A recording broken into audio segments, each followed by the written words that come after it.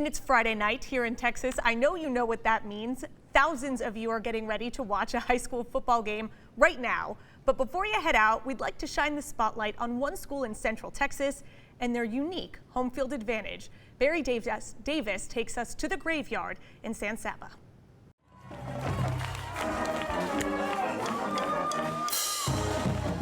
I think there's 187 eagles and 200 bulldogs in Texas. We're the only armadillos.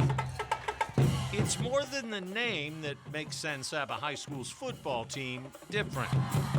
There's some strange things happen here every now and then, but it's been a good ride. Ronnie Schulze has coached here for 47 years. He retired a few years ago, but on game nights he's up in the box, still watching what goes on below. We're not going to move our football field. Jake Lackey played here. So did his older boys. Now Lackey's youngest is playing his senior season. You see, pride in the Armadillos runs deep. On this field, about 6 feet. It's our history. You know, we're the only ones that play on the graveyard. The official name may be Rogan Field, but around these parts, everybody knows it as something else. Welcome to the graveyard. From 1858 to 1934, Rogan Field was a cemetery. In 1935, most of the graves were moved to the city's new location.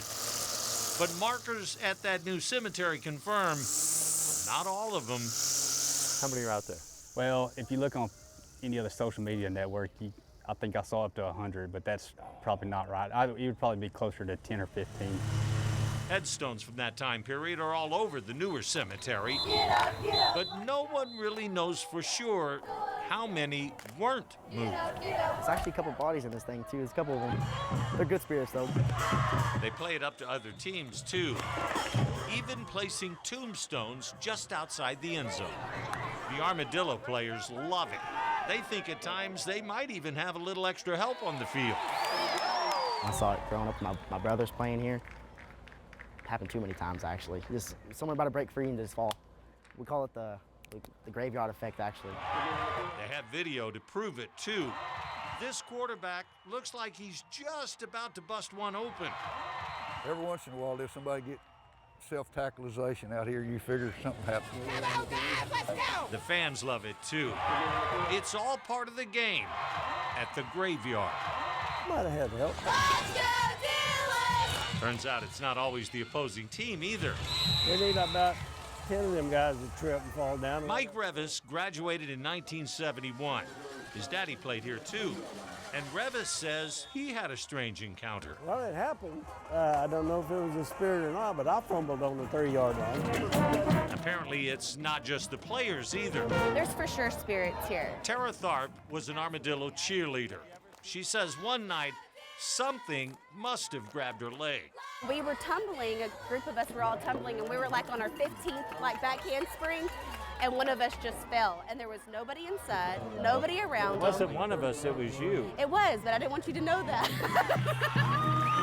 Anybody who's played here any amount of time. That's what goes on in my head every time I do it. That someone else tripped you?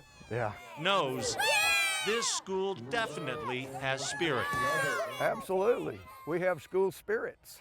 They help us out. That's like I say, that's the 12th man. Coach Schulze says when it's his time, there might be just one more ghost reaching up through the grass. I have instructions in my will. Sprinkle a little bit of me here, a little bit at the golf course, and the rest of them at where my family's buried in Mason, Texas. So on this football field, and yes, under it, the spirit remains. In San Saba, I'm Barry Davis. Learn something new every day.